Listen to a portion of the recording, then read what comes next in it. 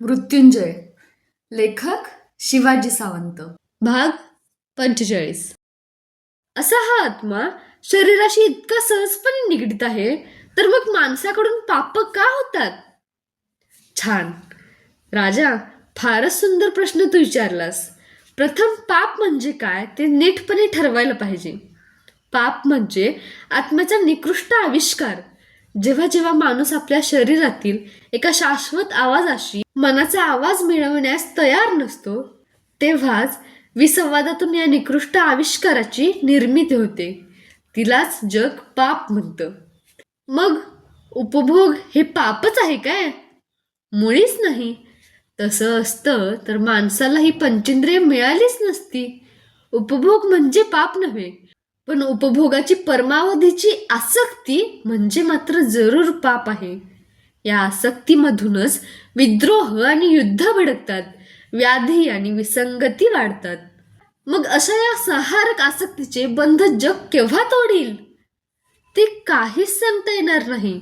आपण ही चर्चा जीवनाच्या एका मधल्या तीर्थक्षेत्रावर बसून करीत आहोत. हा पूर्णत्वासाठी चाललेला अखंड प्रवास आहे. अजून पुष्कळ मार्गक्रमणा करायची आहे.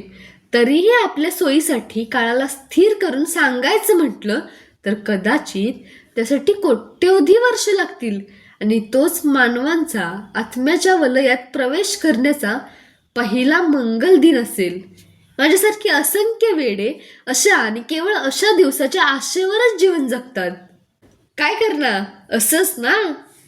जवळच बसलेल्या कर्णाला त्यानं प्रश्न विचारला. आमचा बराच काल चाललेला विवाद तो शांतपणे नुसता ऐकतच होता. कसल्या तरी गहन विचारात बहुधा तो गुंतला असावा. प्रथम अश्वत्थामा आपल्याला काही प्रश्न विचारतो आहे हेच त्याला समजलं नाही. अश्वत्थाम्यानं त्याचा उजवा पुष्टखांदा आपल्या तळहातानं घुसळला तेव्हा तो आपल्या विचारातून जागा झाला. अश्वत्थामा आपणालाच काहीतरी विचारत आहे हे जाणून तो त्याच्याकडे पाहत म्हणाला, अश्वत्थामा, तू फार मोठा तत्वचिंतक आहेस. नाही करणार, प्रत्येक मनुष्यच आपल्या परीनं तत्वचिंतक असतो. तू सुद्धा आहेसच की. त्यानं त्याला काहीच उत्तर दिलं नाही. तो नुसताच मंदपणे हसला. स्मिताची एक मोहकशी लकीर त्याच्या गोलाकार हिरण्यवर्णी चेहऱ्यावर गालांपासून उमटून कानांजवळ लय पावली. त्या लकीरीनं वाऱ्याच्या मंद झुळकीबरोबर जास्वंदीच्या रक्तवर्णी फुलातील पितवर्णी परागदंड जसे हळूवार फुलतात, तशी त्याच्या कानांतील गोबरी मांसल कुंडलं कळतील न कळतील अशी लाडी खाल्ली. दुग्धपानानंतर तो आणि अश्वत्थामा कक्षातून निघून गेले.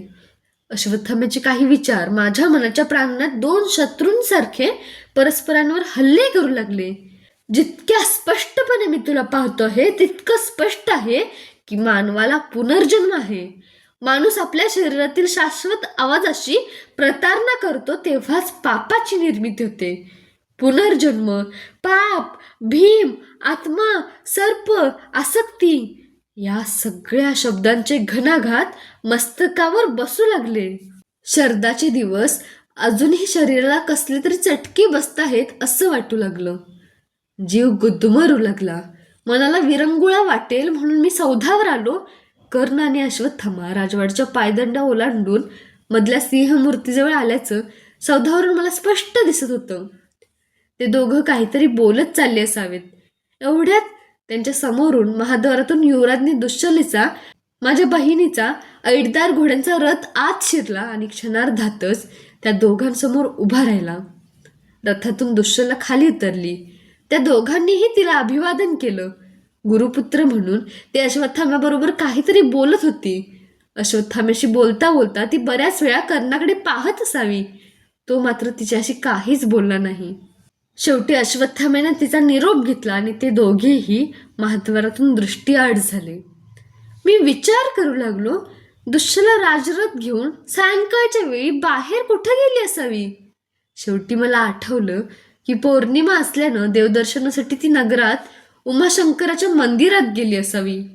मी समोर पाहिलं. दूरवर पश्चिम क्षितिजावर सूर्य अस्ताला चालला होता. त्याची लांबट सौम्य किरणं राजवाड्याच्या उंच माथ्याला स्पर्शित होती. त्या तेजोगोलाकडे क्षणभर एकटक पाहिल्यानंतर मला वारंवार वाटू लागलं की याच तेजाच्या धगधगीत रसाशी मिळतं जुळतं असंच काहीतरी आपल्या आसपास नेहमी वावरत असतं, पण ते काय हे काही केल्या नक्की माझ्या लक्षात येईना. शेवटी मी तो विचारच सोडून दिला.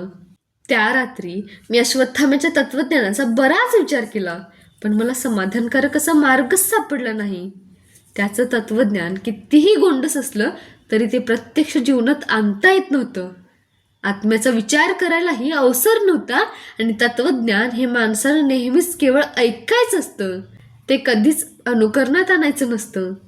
सकाळी शय्येवरून उठताच मला याची प्रकर्षाने जाणीव झाली.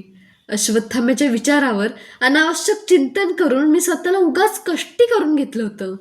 तो म्हणतो की आसक्तीचे बंध मानवाला कधी सुटतील तोच भाग्याचा दिवस. मला हे बंध बिंद काहीच कळत नव्हतं. तो म्हणतो काळ अखंड आहे. मला त्याचा तो काळ खंडित आहे की अखंड आहे याच्याशी काहीच कर्तव्य नव्हतं. काळाच्या बाबतीत मला एकच एक काळ माहीत आहे, तो म्हणजे एकच वर्तमान. आणि या एकाच वर्तमानाचा वेग हातात धरून मी काळाला इंद्राचा समर्थ सारथी मातली जसा आपला रथ वेगात पिटाळतो तसा पिटाळणार आहे. मी दुर्योधन आहे, कौरवांचा युवराज आहे. काळाचा महिमा वर्णन करणारा दुबळा ब्राह्मण कुमार नाही.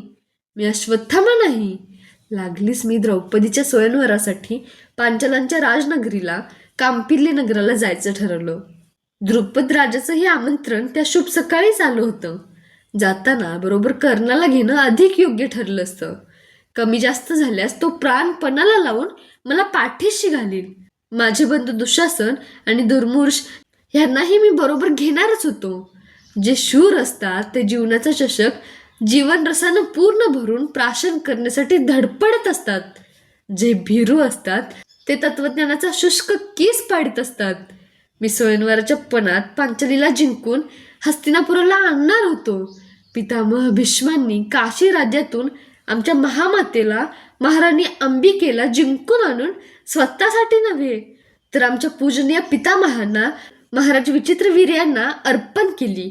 अगदी तसाच प्रसंग आल्यास अंगराज कर्णाकरवी त्या पांचालांच्या सुगंधी याज्ञसेनेला जिंकून मला अर्पण करून घेणार होतो.